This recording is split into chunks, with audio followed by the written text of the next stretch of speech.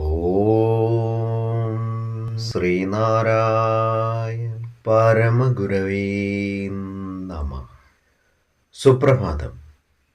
1645 ദിവസമായി ഇന്ന് 2025 നവംബർ മാസം 15 ശനിയാഴ്ച. 1201 ആണ്ട് തുലാമാസം 29 ഗുരുവചനങ്ങളിലൂടെ മനുഷ്യൻ ഭൂമുഖത്തെല്ലാം സംഹാരതാണ്ഡവം ചെയ്തു നടക്കുന്നു.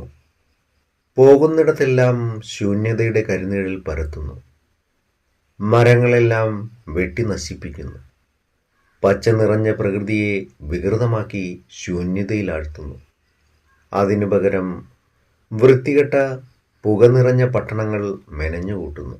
കടിഞ്ഞാണില്ലാത്ത അവൻ്റെ ലോഭത്തിന് ഇതെല്ലാം അനിവാര്യമാണ്. ഭൂമുഖം കൊണ്ട് മാത്രം അവൻ തൃപ്തനാകുന്നില്ല. ഭൂഗർഭത്തിലേക്ക് തുരന്നു കയറി ഈ ഗോളത്തിൻ്റെ കെട്ടുറപ്പ് തകർത്ത് കളയുന്നു.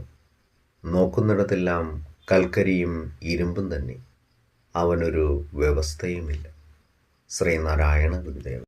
ശ്രീ നടരാജ ഗുരു എഴുതിയ ഗുരുവിരൽ എന്ന പുസ്തകത്തിൽ വിദൂര സാദൃശ്യങ്ങൾ എന്ന് വിവരിക്കുന്നതിൻ്റെ 8ാം ഭാഗമാണ് ഇന്ന് അവതരിപ്പിക്കുന്നത്. ജ്ഞാനവചസ്സിൻ്റെ വിദൂരമായ ബന്ധങ്ങൾ കണ്ടെത്തുക ഗുരുവിനെ സംബന്ധിച്ചിടത്തോളം വളരെ പ്രധാനമാണ്. അത് കൈമറിഞ്ഞു പോയിട്ടുള്ള രീതികൾ കണ്ടെത്തുന്നതിൽ ആയുഷ്കാലം മുഴുവൻ നീണ്ടുനിന്ന തൻ്റെ തപസ്സിനെ ഗുരു വിനിയോഗിച്ചു.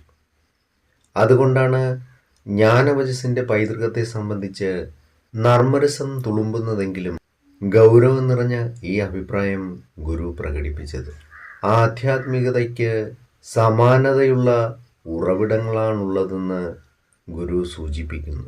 തോട്ടത്തിൻ്റെ മതിൽക്കെട്ടുകളെയും വേലികളെയും ഭേദിച്ചുകൊണ്ട് പൂക്കളുടെ പരിമളം കാറ്റിൽ പരക്കുന്നത് പോലെ ജ്ഞാനവചസ്സ് ആഴിയുടെ അലമാലകളെയും മരുഭൂമിയിലെ മണൽക്കാടുകളെയും ഭേദിച്ചുകൊണ്ട് കടന്നുപോയതെങ്ങനെയെന്നുള്ളതിൻ്റെ സൂചനകൾ ആ വാക്കിലുണ്ട്.